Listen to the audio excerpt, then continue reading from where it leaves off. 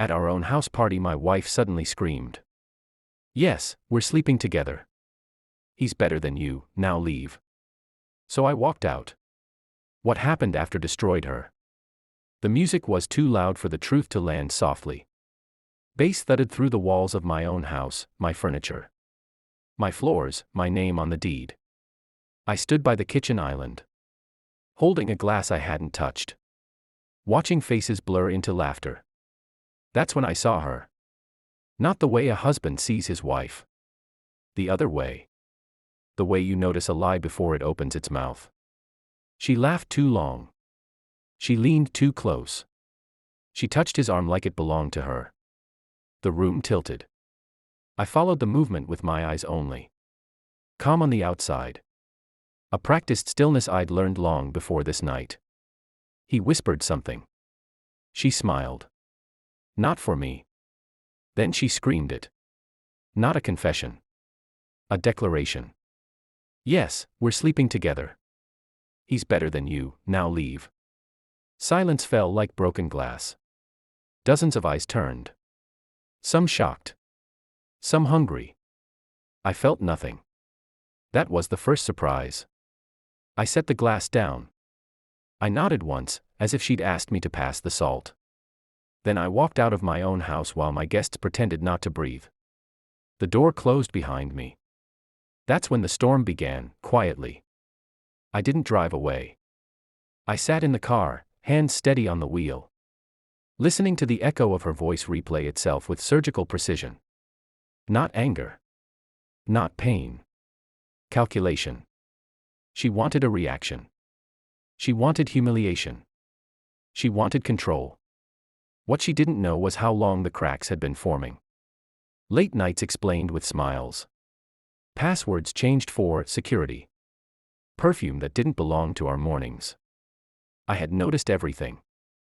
I just hadn't named it yet. Inside the house, laughter returned. Nervous at first. Then louder. She would be performing now, rewriting me into a villain so her sin could breathe. I waited. Not because I was weak. Because timing is everything. When I finally drove off, I didn't feel betrayed. I felt confirmed. The next weeks were a study in discipline. I didn't confront her. I didn't ask questions. I played the men she thought she had already broken. I watched. I listened. I learned. Phone records told me more than her mouth ever could. Shared calendars. Deleted messages recovered with patience. Patterns forming where chaos pretended to live. He wasn't new. He was comfortable. Prepared. At night, I lay beside her, listening to her breathing, wondering how long deception could sound so peaceful. I imagined confronting her 100 ways. I rejected all of them. Anger would make me predictable.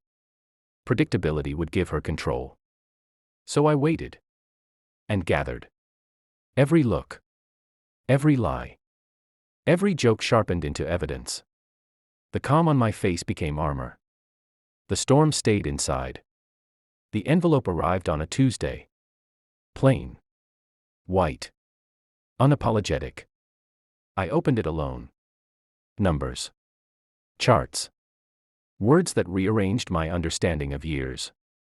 The child we'd buried arguments over. The resemblance debates. The quiet doubts I'd smothered. The truth didn't scream. It settled. Cold. Mathematical. I folded the report carefully and placed it back in the envelope. Then I made dinner. She talked about her day. I nodded at the right moments. Poured her wine. When she laughed, it sounded foreign. After we ate, I slid the envelope across the table. She frowned. "What's this?" "Read it." Her fingers trembled before she even opened it. That told me everything. Her face collapsed slowly. Like a building losing internal support. "No," she whispered. "I can explain." I tilted my head. "Come." "I know," I said. "That's the problem."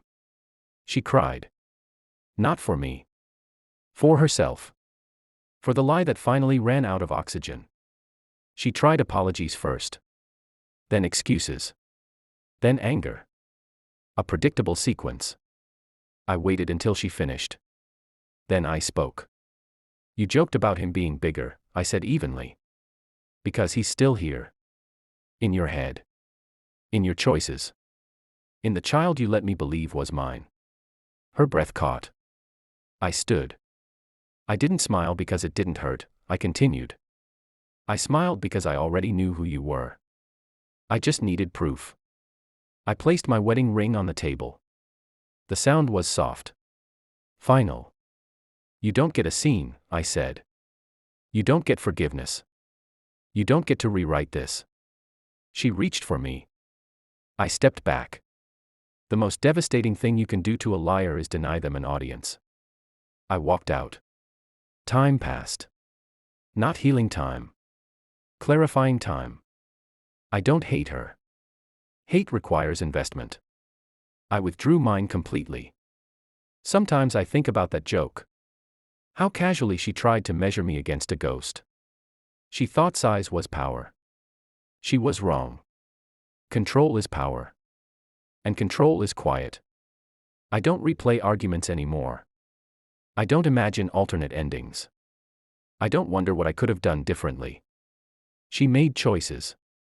I made an exit. Some betrayals don't break you. They reveal exactly how sharp you can be when you stop bleeding. And the last thing I ever gave her wasn't anger. It was absence.